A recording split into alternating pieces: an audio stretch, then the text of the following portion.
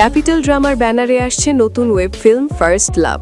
শুরু থেকেই যা নায়িকাকে ঘিরেছিল অজস্র জল্পনা কল্পনা, আজ সব রহস্যের অবসান। 90 মিনিট দৈর্ঘ্যের এই ওয়েব ফিল্মটি নির্মাণ করেছেন তরুণ নির্মাতা হাসিব হোসেন রাখি। শুধু রোম্যান্স নয়, ফিল্মটিতে রয়েছে পরিবার, বন্ধুত্ব আর ছাত্র জীবনের মিষ্টি স্মৃতির মিশেল। বলা যায়, ফার্স্ট লাভ শুধু একটি প্রেমের গল্প নয়, এটি একটি অনুভূতির ভ্রমণ। ফিল্মটি নিয়ে দর্শকদের সবচেয়ে বড় কৌতূহল ছিল নতুন নায়িকাকে। প্রযোজনা সংস্থাও এই কৌতূহলকে বাড়িয়ে দিয়েছিল পরিচয় গোপন রেখে।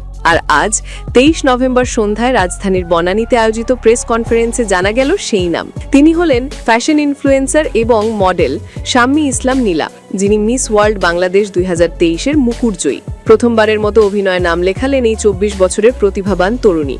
প্রথম অভিনয় অভিজ্ঞতা নিয়ে উচ্ছ্বাস ভরা কণ্ঠে নীলা বলেন, আজকের দিনটা আমার জন্য খুবই স্পেশাল। ফার্স্ট লাভের গল্প শুনে নিজের জীবনের সঙ্গেও সংযোগ পেয়েছি। দর্শকরা অনুভব করবেন এমন একটি কাজ করতে চেয়েছিলাম যা মানুষের মনে থেকে যায়। ফিল্মটির কেন্দ্রীয় চরিত্রে অভিনয় করেছেন জনপ্রিয় অভিনেতা তৌসিফ মাহবুব। তিনি জানান, এটি হাসিব হোসেন রাখির সঙ্গে আমার দ্বিতীয় কাজ এবং ক্যাপিটাল ড্রামার সঙ্গে চতুর্থ। নীলার প্রথম অভিনয়, এ কারণে গল্পের নামও রাখা হয়েছে ফার্স্ট লাভ। দর্শকদের দারুণ লাগবে আশা করি। পরিচালক রাখি জানান, গল্পটি তার নিজের লেখা এবং এই কাজটি তার জন্য এক নতুন যাত্রা।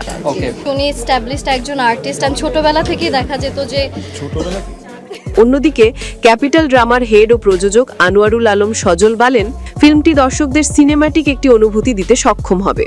প্রতীক্ষিত ফার্স্ট লাভ ওয়েব ফিল্মটি মুক্তি পাচ্ছে 27 নভেম্বর শুধুমাত্র ক্যাপিটাল ড্রামায়। গল্প, অভিনয়, আবেগ সব মিলিয়ে এটি হতে যাচ্ছে এক স্মরণীয় অভিজ্ঞতা। ভিডিওটি ভালো লাগলে লাইক, কমেন্ট ও সাবস্ক্রাইব করতে ভুলবেন না।